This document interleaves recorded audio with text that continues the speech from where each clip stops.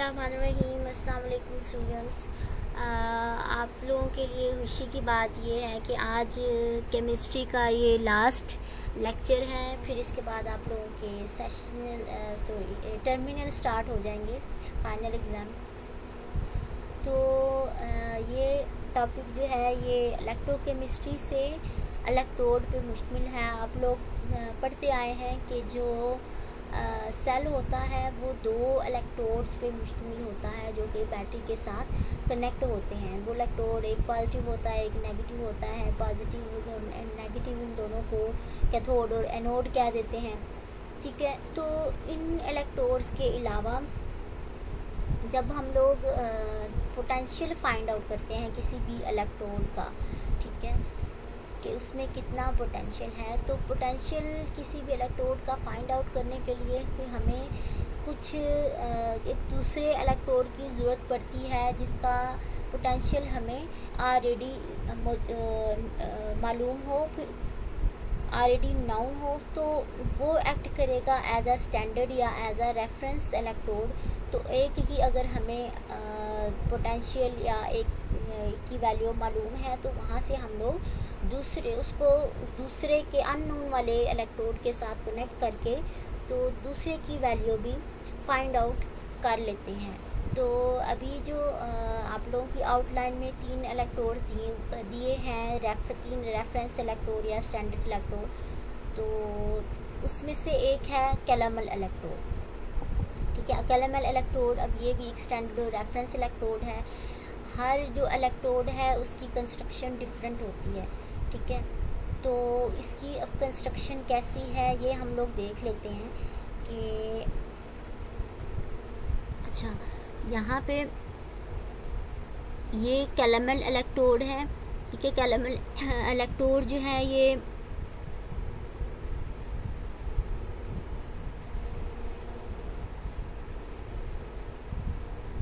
अच्छा, जो कैलामल इलेक्ट्रोड है ये वाइट ग्लास ट्यूब के ऊपर मुश्तमिल है और इसके अंदर मरकरी और मर्क्यूरस क्लोराइड, जिसको सॉलिड कैलामल भी बोलते हैं, ये मौजूद हैं, ठीक है। और इसके अंदर प्लाटीनियम वायर डिप होती है, प्लाटीनियम वायर डिप है। और ये प्लाटीनियम वायर अगेन फर्दर अच्छा ये इसके साथ कवर्ड होते हैं। और ये जो प्लाटीनियम वायर है वो डिप होती है 1 मोलर पोटाशियम क्लोराइड सॉल्यूशन के अंदर। और इस वाइडर ग्लास ट्यूब के साथ साइड पे एक नैरो ट्यूब भी निकल रही है। इस ट्यूब को कहते हैं साल्ट ब्रिज। और ये जो है एक्ट करता है एज अ ब्रिज के तौर पर एक्ट करता है और ये कनेक्ट करता है एक इलेक्ट्रोड को दूसरे इलेक्ट्रोड के साथ, ठीक है। अब मैं यहाँ पे एक और चीज़ भी वाजिया करती चलूँ कि इलेक्ट्रोड आप लोगों को तो शायद पता नहीं आइडिया होना चाहिए, आप लोगों ने पढ़ा हुआ है ये फर्स्ट ईयर में आई थी, कि एक इलेक्ट्रोड जो है वो दो तरह के जो सेल हैं वो दो तरह के होते हैं, ठीक है। कि सेल में एक सेल बॉडी है, ये एक बीकर है और इसके अंदर दोनों इलेक्ट्रोड डिप होते हैं और वो फिर आगे बैटरी के साथ कनेक्ट होते हैं, ठीक है। एक होता है, इसको कहते हैं कंप्लीट सेल। और जो यहाँ पे ये दिखाया हुआ है इसको कहते हैं इनकम्प्लीट। तो इनकम्प्लीट तो नहीं कहते, इनको कहते हैं इस एक पोर्शन को कहते हैं हाफ सेल और दूसरे को हाफ सेल।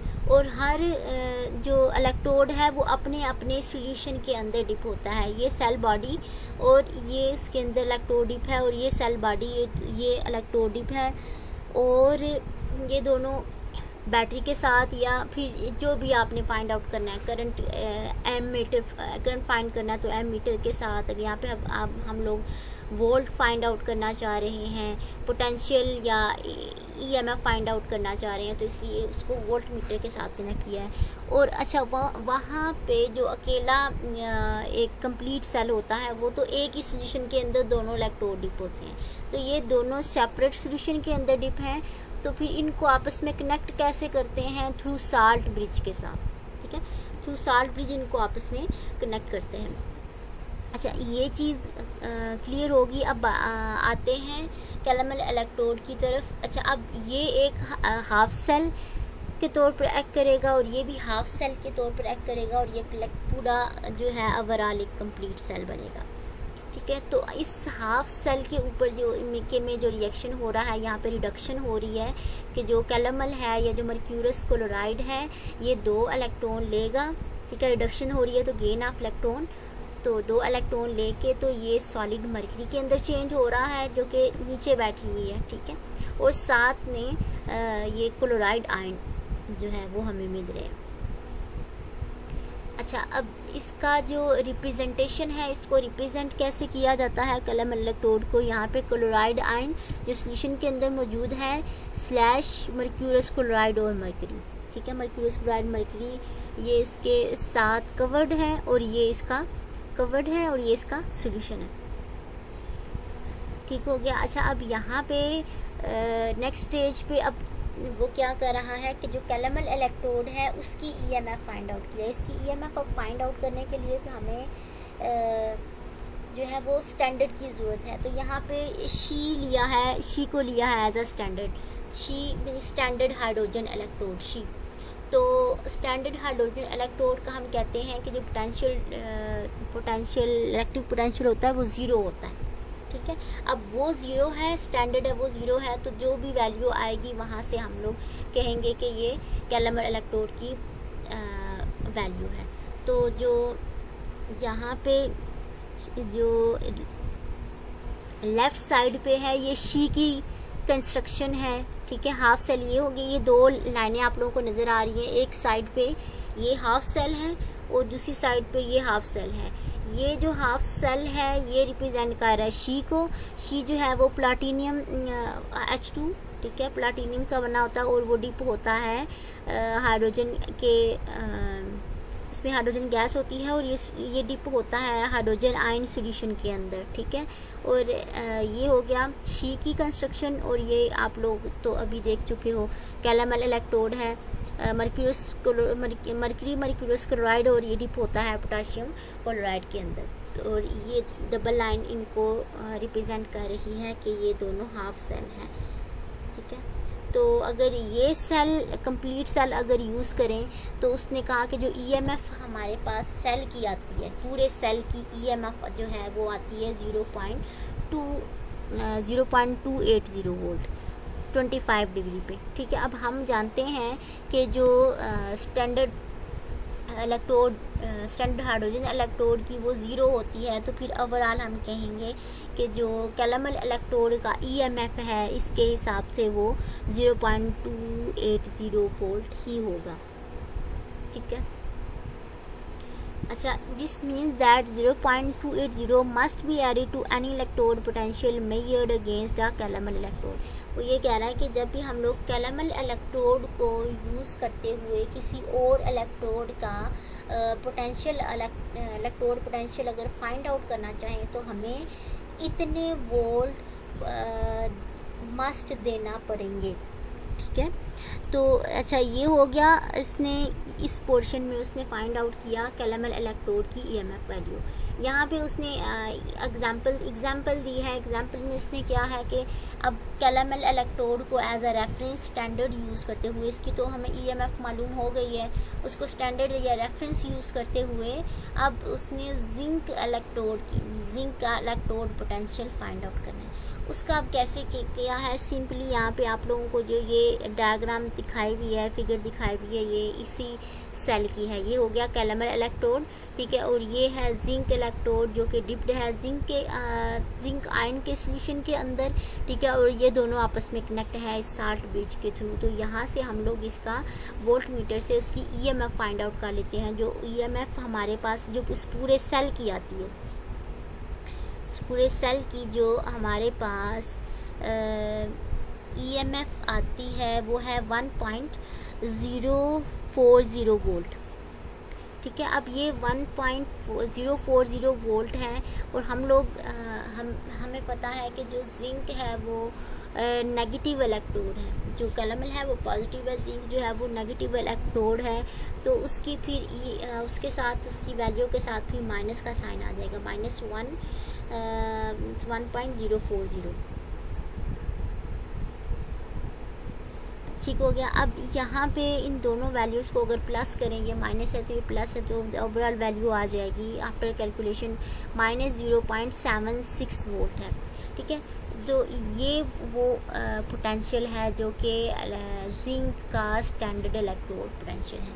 तो सिंपली हम लोग एक इलेक्ट्रोड जिसकी EMF ऑलरेडी नोन हो, वहाँ से हम लोग अननोन की जो इलेक्ट्रोड पोटेंशियल है वो फाइंड आउट कर सकते हैं। तो इसके अलावा देन एक टाइप बताई हुई है नेक्स्ट कैलामल इलेक्ट्रोड की, जिसको कहते हैं डिपिंग कैलामल इलेक्ट्रोड। डिपिंग कैलामल इलेक्ट्रोड में सिंपली जो डिपिंग कैलामल इलेक्ट्रोड होता है उसको जिस इलेक्ट्रोड का हम लोगों ने इलेक्ट्रोड पोटेंशियल फाइंड आउट करना है उसके सोल्यूशन में डिप करते हैं, और डिप करके उसकी वोल्ट मीटर से EMF नोट डाउन कर लेते हैं। ठीक है, और देन इसकी कुछ कंस्ट्रक्शन बताई है। कंस्ट्रक्शन कुछ इस तरह से है, एक नैरो ट्यूब होती है। ठीक है, नैरो ट्यूब के अंदर सेम कैलामल इलेक्ट्रोड है तो सेम वही चीज़ें हैं, मर्क्यूरियस क्लोराइड मर्करी। ठीक है, और मर्क्यूरियस क्लोराइड मर्करी ये कवर करते हैं प्लाटीनियम वायर को, और ये प्लाटीनियम वायर जो है, अच्छा अब ये सारा जो है सिस्टम हो गया। अब यहाँ पे इसके एंड पे पोरस कॉटन वूल लगी होती है। ठीक है, कॉटन वूल प्लग हुई होती है। ठीक है, अब ये पोरस इसलिए है ताकि इसका कनेक्शन यहाँ पे जो वाइडर बाहर वाली वाइडर ट्यूब है उसके साथ रहे। ठीक है, और ये वाइडर ट्यूब है ये फिल्ड होती है 1 मोलर सैचुरेटेड पोटेशियम क्लोराइड के साथ। ठीक है, और इसके एंड में यहाँ पे सिंटर्ड ग्लास डिस्क लगी है। सिंटर्ड ग्लास डिस्क का ये एक्ट करती है एज अ साल्ट ब्रिज। ठीक है, और ये साल्ट ब्रिज के तौर पे एक्ट करती है, और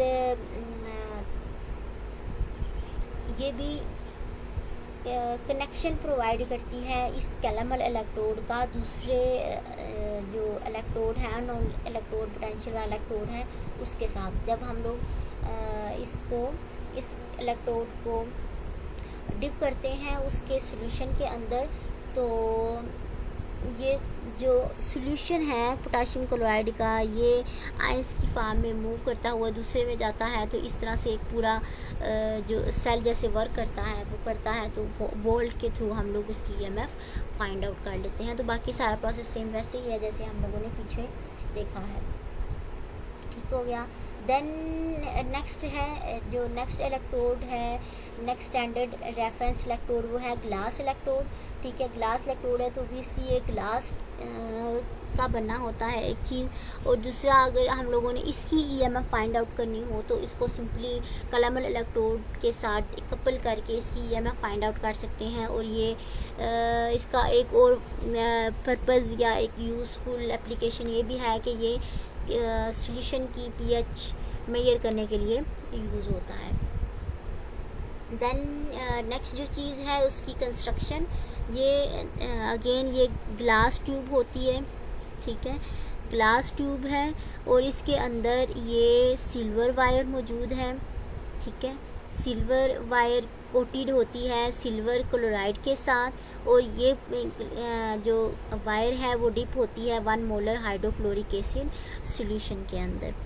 ठीक है, और इस तरह से ये जो एक पूरा सेल कंस्ट्रक्ट होता है, इसको अगर हम लोग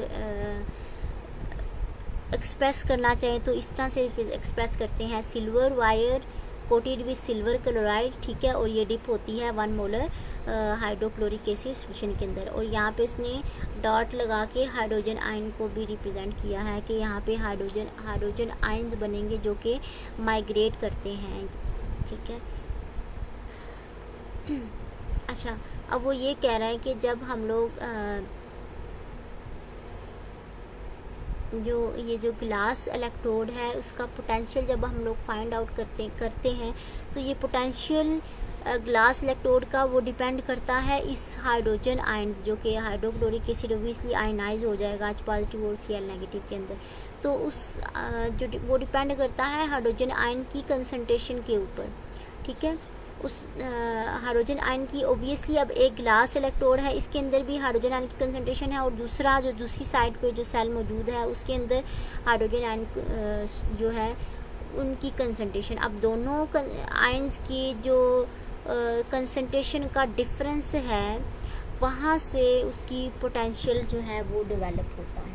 ठीक है, तो यहाँ पे सिंपली जो पोटेंशियल है वो डिपेंड कर रहा है हाइड्रोजन आयन की कंसंट्रेशन के ऊपर।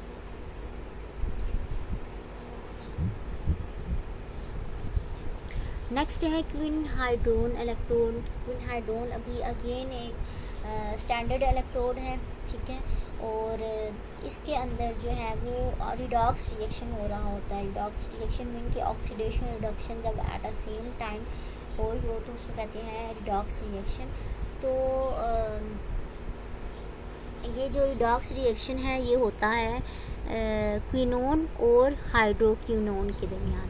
तो क्विनोन जो है वो हाइड्रोजन लेता है, साथ में अब रिडक्शन हो रही है यहाँ पे, यहाँ से यहाँ पे रिडक्शन और यहाँ पे ये जो है वो रिवर्सिबल रिएक्शन है। ठीक है, तो हाइड्रोजन रिडक्शन है तो हाइड्रोजन का ऐड होता है और 2 इलेक्ट्रॉन ऐड हो रहे हैं क्विनोन के अंदर।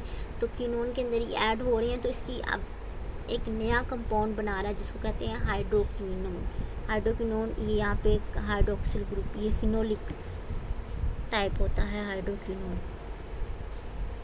अच्छा, इसको सिंपली ये तो उसने थोड़ा खोल के एक्सप्लेन किया है। यहाँ पे उसने सिंपली एक्सप्लेन किया है कि क्यों क्विनोन को रिप्रेजेंट कर रहा है। यहाँ से 2 हाइड्रोजन और 2 इलेक्ट्रॉन ये रिडक्शन हो रही है तो ये ले रहा है और ये कन्वर्ट कर रहा है हाइड्रोक्विनोन के अंदर H2 इसलिए क्योंकि इसके अंदर 2 हाइड्रोजन ऐड हुए हैं, एक यहाँ पे और एक यहाँ पे।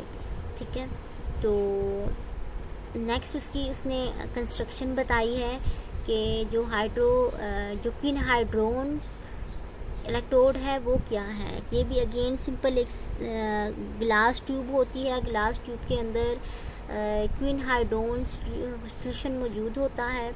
ठीक है, और उसके अंदर प्लैटिनियम वायर डिप है, प्लैटिनियम स्ट्रिप डिप होती है। ठीक है, और ये हाइड्रोजन आयन का सॉल्यूशन है। अच्छा, वो यहाँ पे ये बता रहे हैं कि जो क्वीन हाइड्रोन क्या है। बेसिकली क्वीन हाइड्रोन क्या होता है जिसके अंदर अब ये तो इक्विलिब्रियम में मौजूद है ना, तो क्वीन हाइड्रोन बेसिकली जिसमें क्विनोन और हाइड्रोक्विनोन दोनों आपस में इक्विमोलर एक जैसी कंसंट्रेशन में मौजूद होते हैं। ठीक है, तो अब यहाँ पे भी देखो उसने इसका स्ट्रक्चर थोड़ा सा एक्सप्लेन करने की कोशिश की है। ये क्विनोन है, ये हाइड्रोक्विनोन है और ये दोनों आपस में इक्विमोलर में मौजूद हैं और उसने आपस में इंटरेक्शन की हुई है जिसको इस इंटरेक्शन को कहते हैं हाइड्रोजन बॉन्डिंग। तो ये हो गया क्वीन हाइड्रोन। नेक्स्ट उसने इसकी सिंबॉलिकली इसको कैसे रिप्रेजेंट करते हैं। ये प्लैटिनियम वायर है। ठीक है, और ये डिप है किसके अंदर, डिप है क्विनोहाइड्रोन। अब क्विनोहाइड्रोन क्या है, हाइड्रोक्विनोन और क्विनोन। ठीक हो गया, ये उसका इक्विमोलर सॉल्यूशन होता है। तो ये हो गया, अगेन ये देता है हमें H पॉजिटिव आयंस। ठीक हो गया, और यहाँ पे नेक्स्ट उसने बात की है। अच्छा, ये हो गया क्विनोहाइड्रोन क्या होता है और उसकी कंस्ट्रक्शन कैसे होती है। देन उसने बताया कि जो क्विनोहाइड्रोन इलेक्ट्रोड है हम इसकी भी EMF फाइंड आउट कर सकते हैं। और EMF फाइंड आउट करने के लिए हम लोग जो दूसरे स्टैंडर्ड इलेक्ट्रोड या रेफरेंस इलेक्ट्रोड है उसमें से स्टैंडर्ड हाइड्रोजन इलेक्ट्रोड शी या फिर कैलामल इलेक्ट्रोड भी यूज़ कर सकते हैं।